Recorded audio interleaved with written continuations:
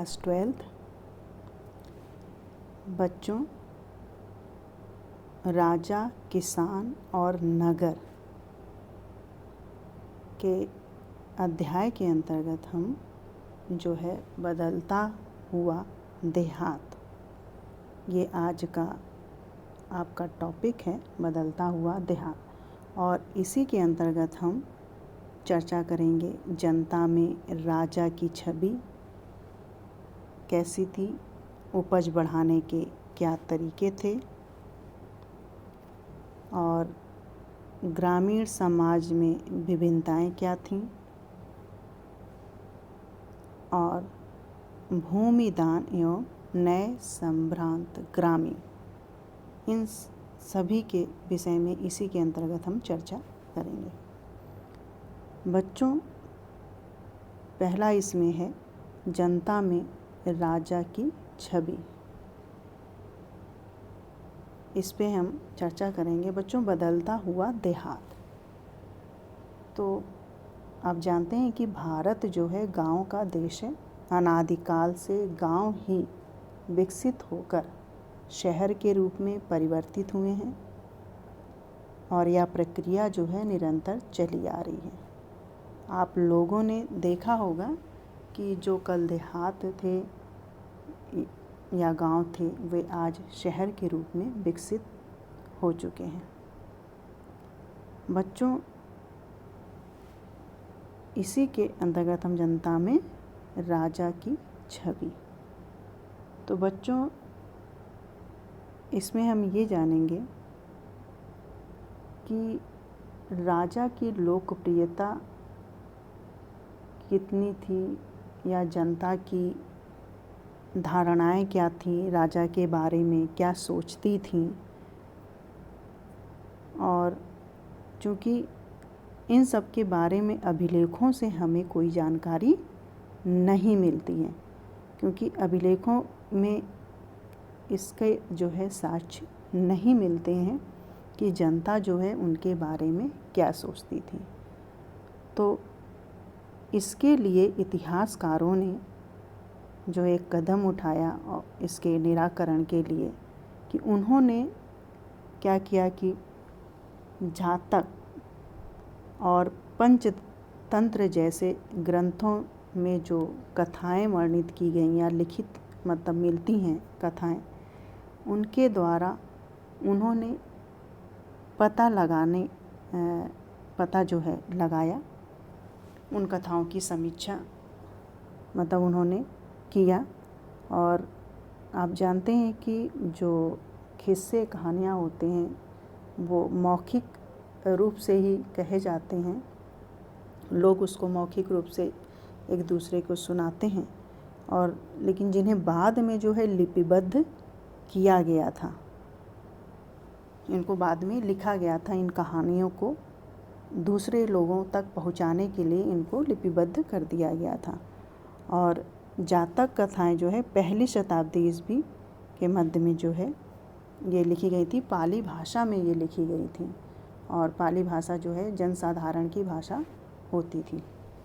बच्चों, जो जातक कथाएं यहाँ पे हैं, सबसे पहले इनके बारे में हम बता दें। जातक कथाएं बच्चों बौद्ध ग्रंथ त्रिपिटक का भाग है। इन कथाओं में महात्मा बुद्ध के पूर्व जन्मों की कथाएं हैं।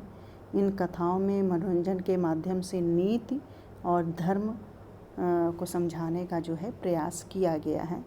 और ऐसे ही जो है पंचतंत्र में हमें जो है कहानियाँ मिलती हैं। तो पंचतंत्र के जो लेखक हैं वो विष्णु शर्मा हैं।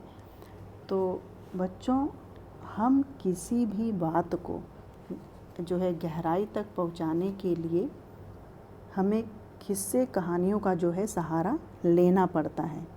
अगर हमें किसी भी बात को पहुंचाना है किसी दूसरे के पास, तो हम बगैर किस्से कहानियों के आगे नहीं बढ़ सकते हैं। इसका सहारा हमें लेना है, क्योंकि इससे बेहतर कोई भी तरीका नहीं हो सकता है।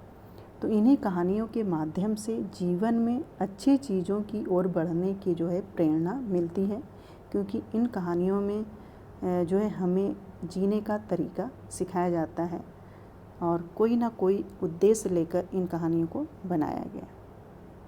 बच्चों, ऐसे ही गंध तिंत जातक नामक कहानी में ये बताया गया है कि एक कुटिल राजा यानी कि एक दुष्ट राजा था जो है मतलब प्रजा के मतलब इसमें जो है प्रजा के दुख के बारे में बताया गया है और जिनसे मतलब उस राजा से प्रजा जो है बहुत दुखी रहती थी।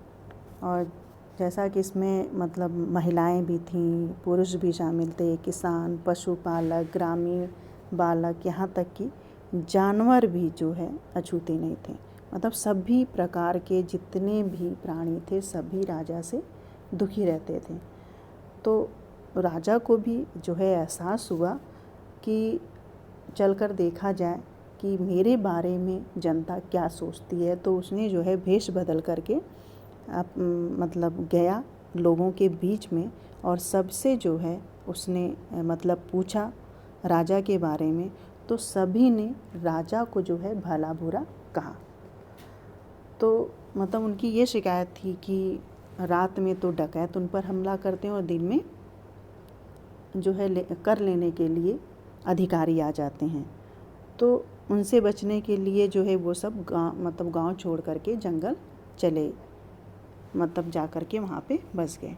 तो ये कहानी इस जातक नामक मतलब मिलती है जातक में, जातक ग्रंथ में।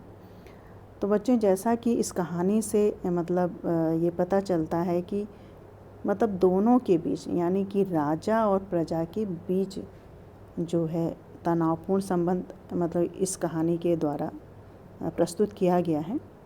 और क्योंकि शासक जो हमेशा होता है अपने राजकोष को भरने के लिए तरह तरह के जो है वो कर की मांग करते थे और जिससे कि किसान जो है देने में असमर्थ रहता था और इसीलिए वो त्रस्त रहता था कर दे करके। और इसी संकट से उबरने के लिए वो जंगल की तरफ चला जाता था। और क्योंकि करों की मांग जब बढ़ती थी तब किसान ये सोचने के लिए मजबूर हो जाता था कि किस प्रकार से हमें अपनी उपज को बढ़ाएं और कौन सा ऐसा तरीका हम ढूंढें कि जिससे कि अच्छे से अच्छी फसल पैदा हो और हम कर को दे सकें। तो ये आगे मतलब आप ये देखिए। अब दूसरा जो है आपका है उपज बढ़ाने का तरीका। तो बच्चों, जो उपज बढ़ाने का जो यहाँ पे तरीका दिया गया है वो हल का प्रयोग होता था उस समय और जिससे जो है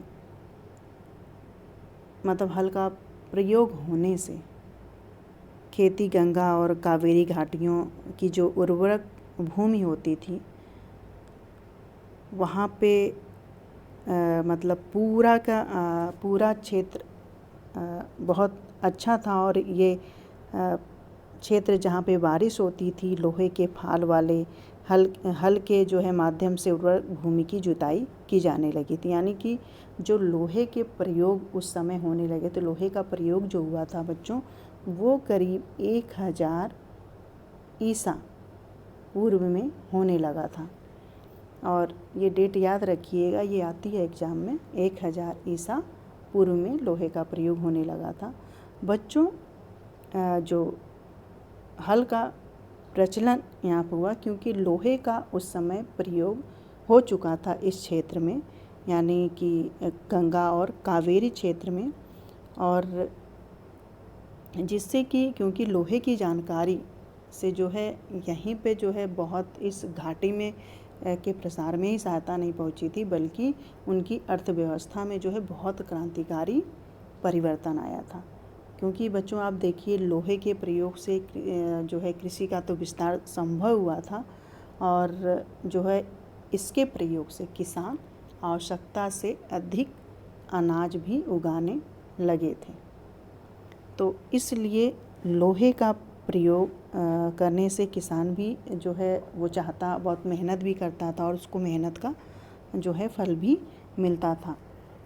और धान की रोपाई आप देखिए, क्योंकि नदियों के किनारे की जो भूमि होती है वो बहुत उपजाऊ होती है, वहाँ पे फसल बहुत अच्छी होती है, और क्योंकि भूमि वहाँ की बहुत उपजाऊ रहती है, और किसान भी जो है वहाँ पे कमर तोड़ मेहनत करता है जिससे कि अच्छी फसल हो सके। तो बच्चों, लोहे के फाल वाले हल की वजह से फसलों की उपज जो है धीरे धीरे बढ़ने लगी थी, और ऐसे हलों का उपयोग उस महाद्वीप में होने लगा था बच्चों, क्योंकि ऐसे में जैसे 20वीं सदी में पंजाब एवं मतलब जो अर्धशुष्क से ज़मीन थी यहाँ पे, वहाँ पे प्रयोग जो हल का हुआ था वो करीब 20वीं शताब्दी में हुआ था।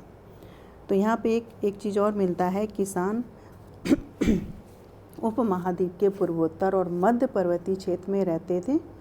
उन्होंने खेती के लिए कुदाल का उपयोग किया था। कुदाल आप जानते हैं कि लोहे से बनता है, और वहाँ पर क्योंकि जैसे झाड़ घास के मैदान वगैरह मतलब वहाँ थे जो पर्वतीय क्षेत्र में थे, तो आप देखिए छोटी छोटी मतलब घासें बहुत बड़ी बड़ी रहती थी, जिनको काटने के लिए उनको कुदाल की आवश्यकता पड़ती थी, और कुदाल की वजह से वहाँ पे वो खेती अच्छी करने लगे थे। तो इसलिए लोहे का जो प्रयोग उस समय हुआ था वो एक क्रांतिकारी परिवर्तन कृषि के क्षेत्र में ले आया। बच्चों,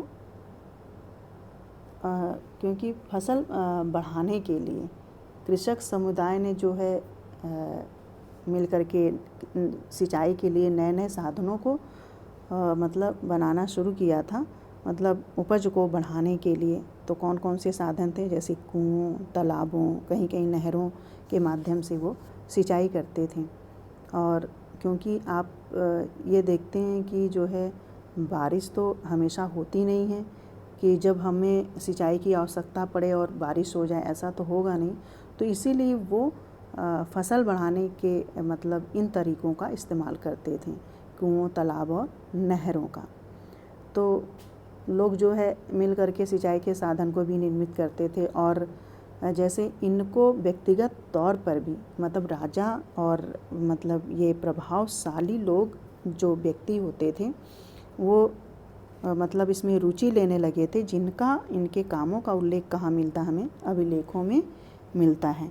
बच्चों, इसका जैसे कि यहाँ पे आप देखेंगे सुदर्शन झील, गुजरात में सुदर्शन झील का जो निर्माण किया गया था वो इसी सिंचाई के साधन के लिए किया है, साधन के रूप में इनको मतलब इस झील का निर्माण किया गया था। तो बच्चों, जैसे कि इस झील के विषय में हम पहले भी बता चुके हैं, और ये एग्ज़ाम में पूछा भी जाता है, आपके बोर्ड एग्ज़ाम में आता भी इस झील के बारे में, तो जो कि हम बता चुके हैं, लेकिन एक बार हम और बताना चाहेंगे कि ये जूनागढ़ अभिलेख जो है रुद्रदामन का है, और ये कर 150 ईस्वी का है ये अभिलेख। तो ये कब का है, मतलब ये अभिलेख किसका है, शक शासक रुद्रदामन का। बच्चों, इसमें जो है चंद्रगुप्त मौर्य ने, इसमें पूरा तो उल्लेख नहीं मिला है, लेकिन चंद्रगुप्त मौर्य ने इस झील का निर्माण करवाया था, सुदर्शन झील का निर्माण। और ये किस प्रांत में था, सौराष्ट्र प्रांत में। और इस समय जब मतलब चंद्रगुप्त मौर्य के समय जो वहाँ का प्रशासक था वो कौन था, पुष्यगुप्त वैश्य। और मतलब इसी अभिलेख से हमें ये भी ज्ञात होता है कि अशोक के समय में भी सुदर्शन झील का पुनर्निर्माण करवाया गया था, और उस समय जो राज्यपाल था या प्रशासक था वो तुषास्प था। बच्चों, चूँकि ये रुद्रदामन का अभिलेख है, और इस समय भी जो है झील के बांध का पुनर्निर्माण जो है करवाया गया था, और उस समय यहाँ का जो राज्यपाल था वो सुविशाख था, और उसने मतलब मरम्मत इस झील का मरम्मत करवाया था, और इसके लिए उसने अपनी प्रजा से जो है किसी भी प्रकार का कर नहीं लिया था रुद्रदामन ने, इस झील के पुनर्निर्माण करवाने के लिए। बच्चों इसमें जो है गुप्त वंश का भी उल्लेख है। तो इसमें जो है स्कंदगुप्त, वो गुप्त शासक जो था वो स्कंदगुप्त था, और उसके समय में जो राज्यपाल था वो पर्णदत्त था, और उसके पुत्र जो उस समय गिरनार का जो प्रशासक था चक्रपाली, उसने इस बांध का पुनर्निर्माण करवाया था। तो ये जो है सिंचाई के साधन के लिए बहुत उपयुक्त था। तो बच्चों इसमें देखिए इस मतलब ये जो रुद्रदामन का जूनागढ़ अभिलेख है, इसमें 4 शासकों के नाम हमें मिलते हैं। कौन कौन से? चंद्रगुप्त मौर्य, अशोक का नाम मिलता है, रुद्रदामन का नाम मिलता है, और स्कंदगुप्त, गुप्त शासक स्कंदगुप्त का नाम मिलता है, और उनसे जुड़े राज्यपालों के भी नाम का उल्लेख मिलता है। बच्चों अब हम आते हैं ग्रामीण समाज में विभिन्नताएं। तो बच्चों ग्रामीण समाज में जो विभिन्नताएं इसमें देखी गई थी, तो इसमें जो है ये बताया गया है कि उपज बढ़ाने का लाभ जो है सबको नहीं मिला था। मतलब तकनीक तो बढ़ी, लेकिन जो लाभ थे वो समान नहीं थे, क्योंकि खेती से जुड़े लोगों में भेद जो है धीरे धीरे बढ़ता ही चला जा रहा था। और जैसे कि मतलब बौद्ध कथाओं में देखिए 3 प्रकार के मतलब यानी कि जो समूह का उल्लेख किया गया है बौद्ध मतलब कथाओं में, उसमें भूमिहीन खेती श्रमिकों, मतलब छोटे किसानों, बड़े बड़े जमींदारों का यहाँ पे उल्लेख मिलता है। ये 3 समूहों का यहाँ पे उल्लेख किया गया है। बच्चों पाली भाषा आपको बता चुके हैं कि बोल चाल की ये भाषा थी, और गृहपति का जो प्रयोग हुआ है छोटे किसानों और जमींदारों के लिए किया जाता था। और यहाँ नीचे जो है गृहपति दिया गया है, वो देखिए क्या दिया गया है। गृहपति घर का मुखिया होता था और घर में रहने वाली महिलाओं, बच्चों, नौकरों और दासों पर नियंत्रण करता था। घर से जुड़े भूमि, जानवर या अन्य सभी वस्तुओं का वह मालिक होता था। कभी कभी इस शब्द का प्रयोग नगरों में रहने वाले संभ्रांत व्यक्तियों और व्यापारियों के लिए भी होता था। ये गृहपति का ये आपके जो है लघुयाति लघुत्री में आ सकता है। बच्चों यहाँ गृहपति का प्रयोग क्या देखा है, छोटे किसानों और जमींदारों के लिए किया जाता था। और जो बड़े बड़े जमींदार और ग्राम प्रधान जो होते थे वो बहुत शक्तिशाली माने जाते थे, और यानी कि बहुत ताकतवर माने जाते थे, और जिन पर जो है किसानों पर जो है नियंत्रण ये रखते थे, किसानों पर ये। और जो ग्राम प्रधान होता था, ये जो ग्राम प्रधान होता था वो वंशानुगत होता था। मतलब वंशानुगत का मतलब एक के बाद उसी परिवार से एक के बाद, मतलब आज पिता है तो कल बेटा हो जाएगा, तो ऐसे ग्राम प्रधान इस तरह से वंशानुगत होता था। तो बच्चों आरंभिक तमिल संगम साहित्य में जो है गाँव में रहने वाले विभिन्न लोगों का भी उल्लेख जो है मिलता है, जैसे कि वेल्लालर किसको कहा गया है? बड़े जमींदार, हलवाहा या मत्ता उलवर और दास अड़िमई, मतलब इनका जो है उल्लेख हमें मिलता है।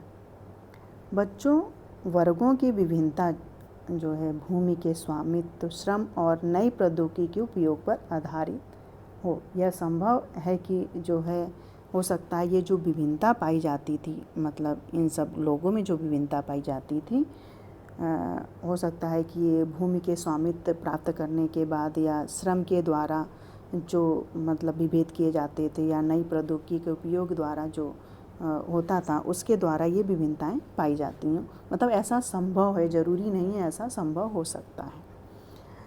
बच्चों ऐसी परिस्थिति में जो है भूमि का स्वामित्व महत्वपूर्ण हो गया था, और जिसकी चर्चा जो है प्रायः विधि ग्रंथों में की जाती है। क्योंकि अब जो आगे आप पढ़ेंगे भूमि स्वामित्व सामंतवाद मतलब धीरे धीरे ये सारी चीज़ें आने लगी थी। एक नए वर्ग का उदय हो गया था इन सब चीज़ों से, इन सारी विभिन्नताओं के अंतर्गत। तो बच्चों मतलब इसमें जो मतलब विधि ग्रंथ दिया है, देखिए यहाँ पे मनुस्मृति जो है सबसे प्रसिद्ध जो है भारत का विधि ग्रंथ है। इन सब में मतलब इसकी चर्चा की गई है। बच्चों अब हम आते हैं भूमिदान और नए संभ्रांत मतलब ग्रामीण। बच्चों भूमिदान का जो अर्थ है वो भूमि का दान। भूमिदान का क्या अर्थ है? भूमि का दान। बच्चों भारतवर्ष में भूमिदान प्राचीन काल से ही होता रहा है और जिसकी पुष्टि जो है हमें समय समय पर जो है अभिलेखों से जो है मिलती है भूमिदान का उल्लेख। और ये अभिलेख जो है या तो पत्थरों पर खुदे होते थे और या कहाँ खुदे होते थे? ताम्र पत्रों पर लिखवाए गए होते थे, जो संभवतः जो है दान लेने वाले को दिया जाता था, जिससे कि उसके पास उस भूमि के मालिकाना हक का प्रमाण हो। बच्चों प्रारंभ में जो भी भूमिदान होता था वो या भूमि का दान या तो धार्मिक संस्था को दिया जाता था या ब्राह्मणों।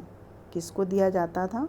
धार्मिक संस्थाओं या ब्राह्मणों को दिया जाता था। और जो भूमि दी जाती थी उसे जो ब्राह्मणों को भूमि दान में दी जाती थी उसे क्या कहा जाता था? अग्रहार कहा जाता था।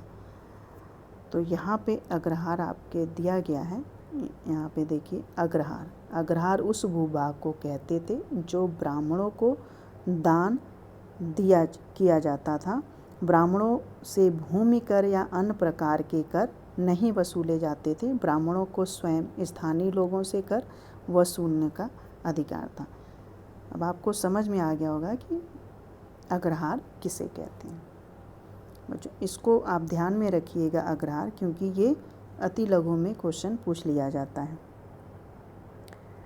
बच्चों कभी कभी जो भूमि दान दी जाती थी उसके मालिक से पहले दान देने वाला व्यक्ति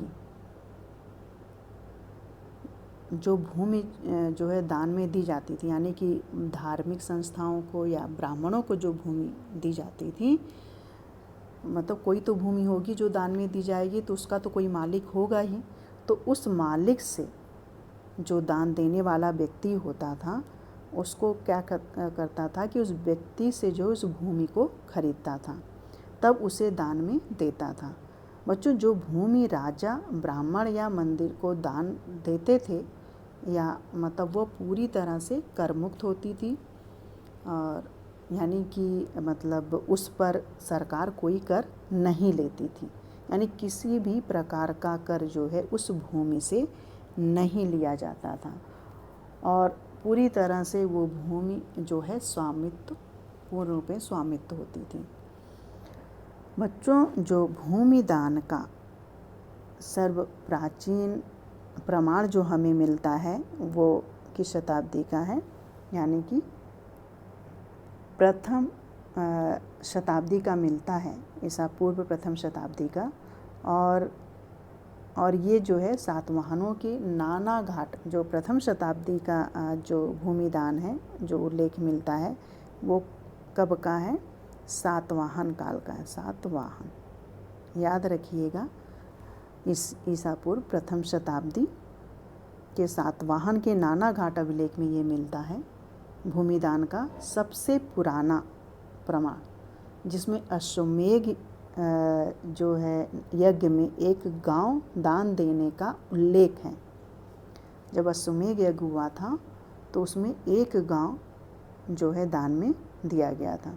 बच्चों ऐसे ही एक मतलब द्वितीय शताब्दी का नासिक अभिलेख है और वो नाना घाट अभिलेख था और ये क्या था? नासिक अभिलेख द्वितीय शताब्दी का।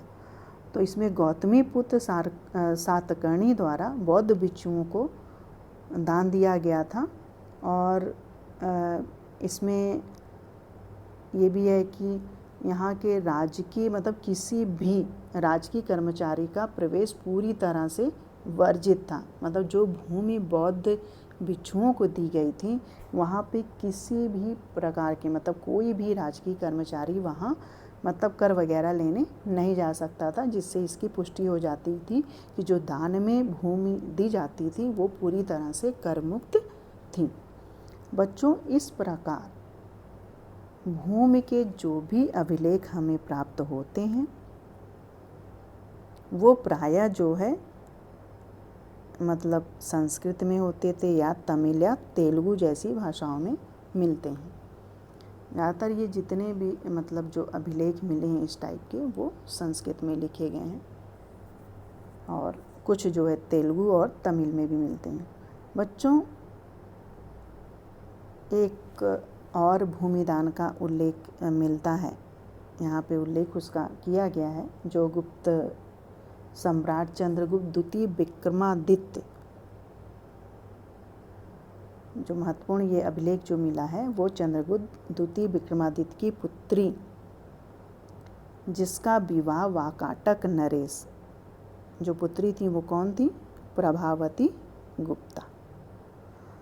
तो इनका जो विवाह था वो वाकाटक नरेश रुद्रसेन द्वितीय से हुआ था और उसके द्वारा भी भूमि दान देने का प्रमाण जो है मिलता है।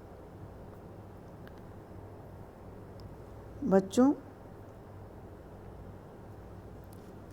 एक बात और बताना चाहेंगे, भूमि का दान जो है राजकीय अधिकारियों और सैनिक कर्मचारियों को भी पारिश्रमिक स्वरूप भी दिया जाता था। मतलब इनके अलावा यानी कि जो ब्राह्मण और धार्मिक संस्थाओं को जो दिया जाता था उनके अलावा भी जो है मतलब बाद में भूमि का दान अधिकारियों को भी, राजकीय अधिकारियों को भी और कर्मचारियों को भी दिया जाने लगा था। यानी कि जब राजा प्रसन्न हो जाता था उनके कार्य से तो उनको वो भूमि को दान में देता था। बच्चों, जिसके परिणाम स्वरूप शासन और साधारण कृषकों के बीच एक ऐसे वर्ग का विकास हुआ जो मध्यस्थ का काम करने लगा था। तो मतलब इस प्रकार की भूमि में जो ऐसे जो दिए गए थे वो कहीं कहीं छोटे और कहीं कहीं बड़े क्षेत्र थे इसमें, और चूँकि इसी वजह से वाद विवाद बना रहता था क्योंकि इसमें जो है राजकीय अधिकारी और सैनिक कर्मचारी भी आ गए थे भूमिदान के उसमें। तो जिससे जो मध्यस्थ का जो ये काम करने लगे थे और ये क्या करते थे, ये साधारण कर वसूली एवं सामान्य प्रशासन के अतिरिक्त इसे जो है बेगार लेने का भी अधिकार था।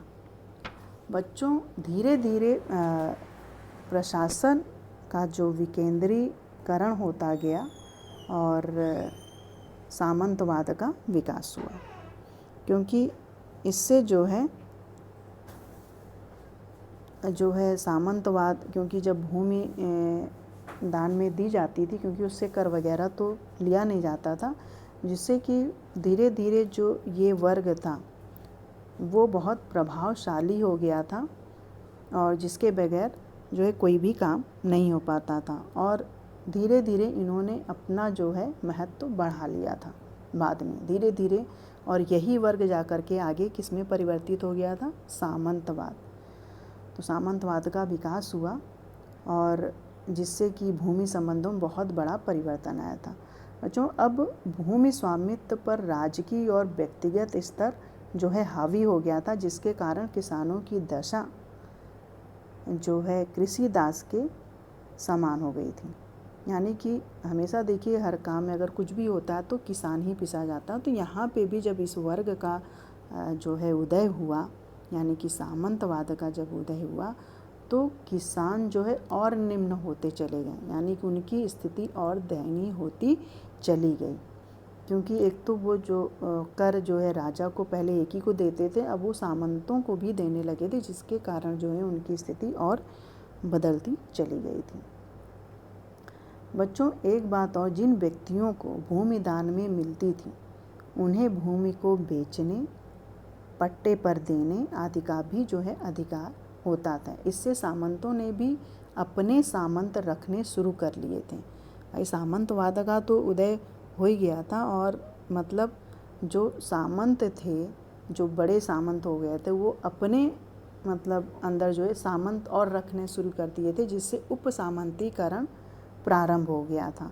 तो स्वाभाविक सी बात है कि किसान ही इसमें जो है पिसा जाएगा, और इसी वजह से कृषि दास जो है, किसान जो कहाँ से परिवर्तित कृषि दास हो गया था वो। तो बच्चों, लगभग 5वीं शताब्दी में भूमि के अनुदानों की संख्या में जो है बहुत धीरे धीरे बढ़ोतरी होती चली गई थी, और जिसकी जानकारी इस समय के अभिलेखों से होती है। मतलब जिस शासनकाल में ये काम धीरे धीरे बढ़ने लगा था, वहाँ से उसके अभिलेखों से जानकारी हमें मिलने लगती है। बच्चों, कुछ लोग ऐसे भी थे जिन पर अधिकारियों सामंतों का नियंत्रण नहीं था, जैसे कि पशुपालक, संग्राहक, शिकारी, मछुआरे, शिल्पकार, और इन पर मतलब घूम घूम कर खेती करने वाले लोग, मतलब इन पर जो है किसी भी मतलब सामंत या अधिकारी का जो है इन पर नियंत्रण नहीं रहता था, क्योंकि ये घुमक्कड़ थे, एक ही मतलब लगभग एक ही स्थान पर रहने वाले। मतलब यहाँ पे घुमक्कड़ उन्हें कहा गया है, और जो है घुमक्कड़ एक जगह तो रहता नहीं, वो बदलता रहता है। जैसे पशुपालक है, संग्राहक है, शिकारी, कुछ ही जो एक ही स्थान पर रहते थे, वो कहीं जाते नहीं थे। जैसे मछुआरे वगैरह नदियों के किनारे ही रहेंगे।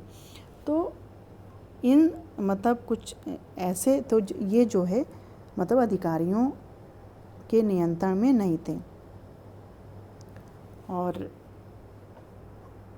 इनके जीवन के बारे में बच्चों, आदान प्रदान के बारे में हमें कोई विवरण नहीं मिलता है। मतलब इनके बारे में हमें उतने साक्ष्य नहीं प्राप्त हुए हैं। बच्चों, अब तो मतलब यहाँ पे ये टॉपिक ख़त्म हो गया है। आज हम यहीं पे इसको समाप्त करते हैं। आगे कल हम पढ़ाएंगे नगर एवं व्यापार।